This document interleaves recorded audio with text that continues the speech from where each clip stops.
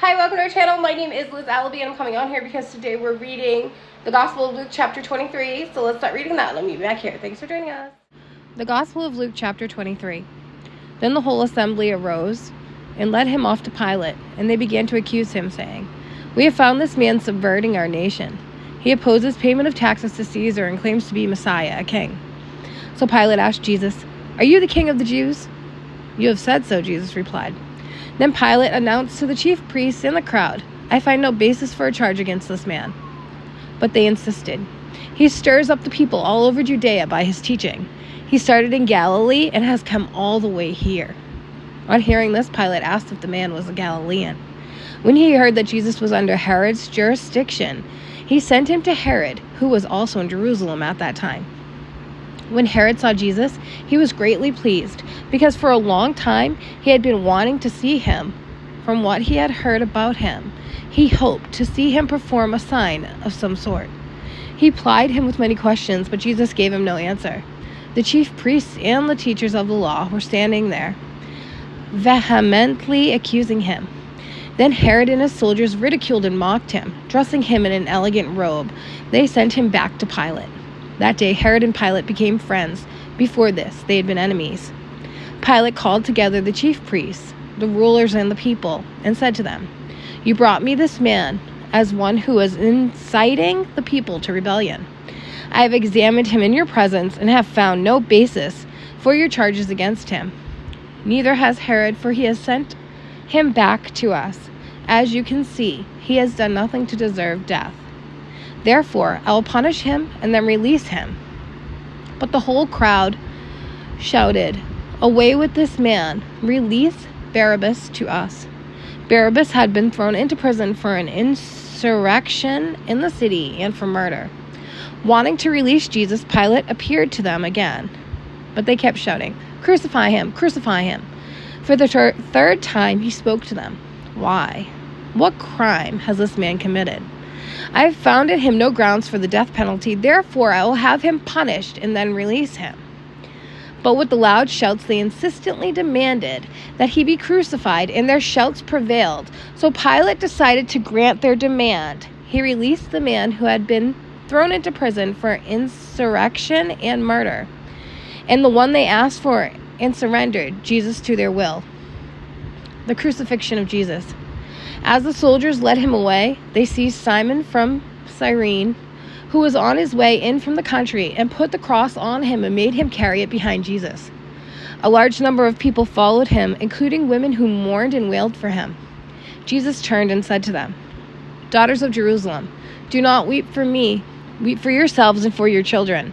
For the time will come when you will say, 'Blessed are the childless women, the wombs that never bore, and the breasts that never nursed.' Then they will say to the mountains, 'Fall on us,' and to the hills, 'Cover us.' For if people do these things when the tree is green, what will happen when it is dry?" 2 other men, both criminals, were also led out with them to be exalted.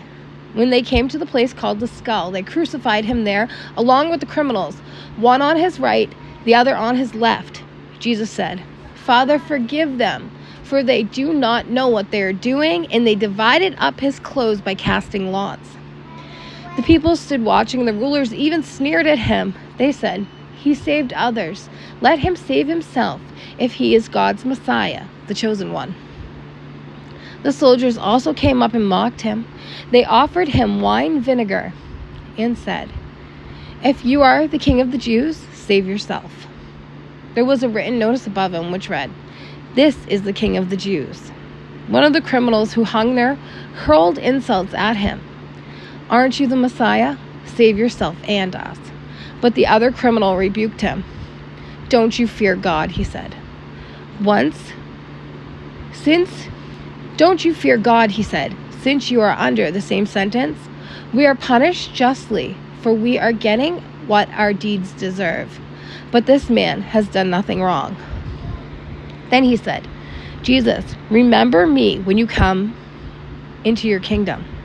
Jesus answered him, "Truly I tell you, today you will be with me in paradise." The death of Jesus. It was now about noon, and darkness came over the whole land until 3 in the afternoon. for the sun stopped shining and the curtain of the temple was torn in two. Jesus called out with a loud voice, "Father, into your hands I commit my spirit."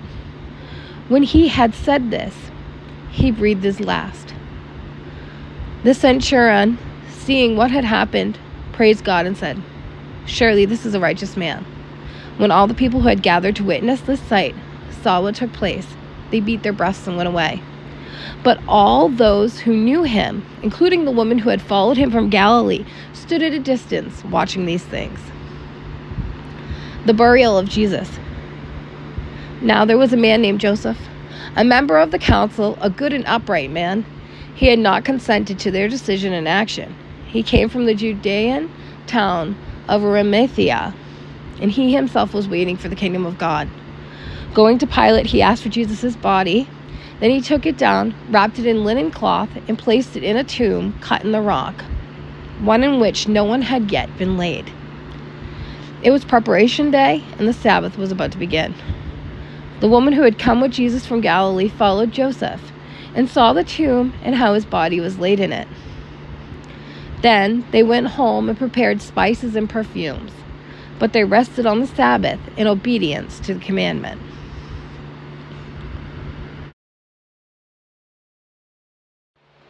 Thanks for reading along to this, guys. It's always a pleasure. I hope you have a fantastic, wonderful rest of your day, and I will talk to you later. Bye.